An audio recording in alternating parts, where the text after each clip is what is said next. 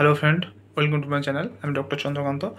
আজ আপনাদের কলেরা, এই কলেরা রোগের প্রধান লক্ষণগুলি কী কী আজকে সে বিষয়ে আলোচনা করব।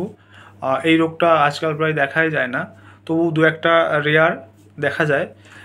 সেই কলেরা রোগের লক্ষণ কী কী, মেন লক্ষণ কী কী, আজকে সে বিষয়ে আলোচনা করবো। চ্যানেল যদি নতুন, চ্যানেল সাবস্ক্রাইব করবেন। চলুন শুরু করা যাক। তো কলেরা রোগের প্রধান লক্ষণ হচ্ছে ঘন ঘন পাতলা পায়খানা হওয়া, যেটা ভাতের জলের মতো দেখতে হতে পারে। এছাড়াও বমি বমি ভাব বা বমি হওয়া কিন্তু কলেরার প্রধান উপসর্গ। এরপরে হচ্ছে ডিহাইড্রেশন, অর্থাৎ শরীর থেকে প্রচুর পরিমাণে জল এবং লবণ বেরিয়ে যাওয়ার কারণে জলের শূন্যতা বা জলের অভাব বা ডিহাইড্রেশন দেখা দিতে পারে। এর ফলে ত্বক শুষ্ক হয়ে যাওয়া, চোখ বসে যাওয়া, দুর্বলতা দেখা দিতে পারে। এরপরে হচ্ছে দুর্বলতা, অর্থাৎ ডিহাইড্রেশন এবং অন্যান্য উপসর্গের কারণে দুর্বলতা দেখা দিতে পারে। পেশি ক্র্যাম্প, অর্থাৎ শরীরে লবণের অভাবে পেশির ব্যথা বা পেশি ক্র্যাম্প হতে পারে। দ্রুত হৃদস্পন্দন, অর্থাৎ দুর্বলতার কারণে হৃদস্পন্দন দ্রুত হতে পারে।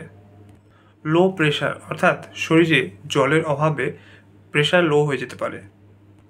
এছাড়াও তৃষ্ণা পাওয়া, অস্থিরতা, প্রস্রাব কমে যাওয়া, এগুলো কলেরা রোগের উপসর্গ হয়। এই উপসর্গগুলির মধ্যে কোনোটি যদি হয় তাহলে দ্রুত ডক্টরের পরামর্শ নেওয়া উচিত। কলেরা হলো একটি জলবাহিত রোগ। এটা ভিব্রিও কলেরা নামে এক ধরনের ব্যাকটেরিয়ার কারণে হয়। বিশেষ করে দূষিত জল এবং খাবারের মাধ্যমে এই রোগ ছড়ায়। কলেরার জন্য এখন উপযুক্ত ভ্যাকসিন পাওয়া যায়। মেনলি দু ধরনের কলেরা ওরাল ভ্যাকসিন পাওয়া যায়। তো আজকে জানলেন যে কলেরা রোগের প্রধান লক্ষণগুলি কী কী, প্রধান উপসর্গগুলি কী কী, এবং কোন ব্যাকটেরিয়া দ্বারা এই কলেরা রোগটি হয়, তা সেটা আজকে জানলেন। তো আজকের ভিডিও এই পর্যন্ত। চ্যানেল নতুন, চ্যানেল সাবস্ক্রাইব করবেন, ভিডিওটাকে লাইক করবেন। Thank you for watching.